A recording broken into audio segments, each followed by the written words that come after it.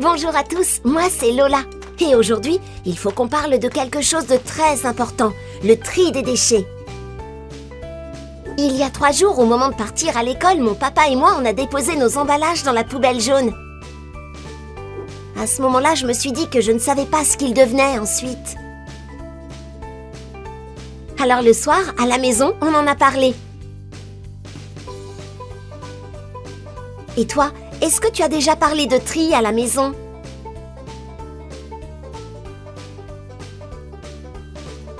Déjà, il faut savoir qu'il existe plusieurs types de déchets.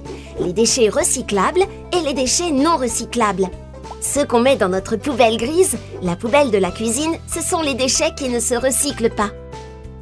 Par exemple, les couches, les mouchoirs usagés, les lingettes, les cotons-tiges, les brosses à dents ou encore la vaisselle cassée.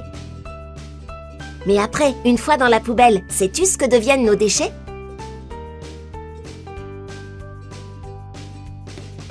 Nos poubelles sont d'abord ramassées par les éboueurs avec un camion poubelle. Elles sont ensuite transportées jusqu'à une usine qui s'appelle l'unité de valorisation énergétique Valobia.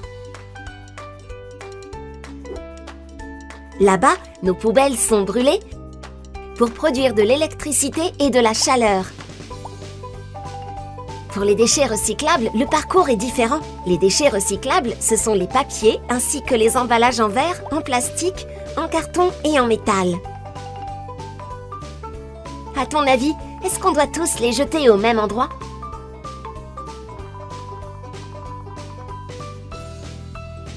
Eh bien non, il faut trier les déchets selon leur matière. Le verre, comme Claire, va dans le bac à verre. Le papier, comme Olivier, va dans le bac à papier. Et le carton, comme Simon, les canettes en aluminium, comme Juliette et Violette, et les bouteilles en plastique, comme Émeric, vont dans le bac jaune ou dans les sacs jaunes. Une fois qu'on les a triés, que deviennent tous ces déchets ? Ils partent dans un centre de tri. Là-bas, ils sont triés une nouvelle fois par matière, puis envoyés dans d'autres usines pour être nettoyés et recyclés. Et ensuite, on leur donne une nouvelle vie.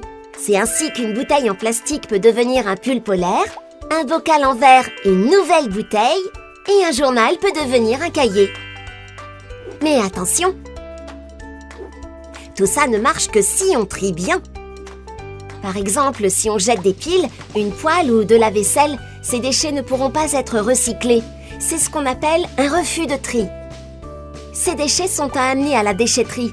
Les meubles, les gros cartons, les appareils cassés, les piles ou encore les produits toxiques ne doivent surtout pas être mis dans le bac ou les sacs jaunes.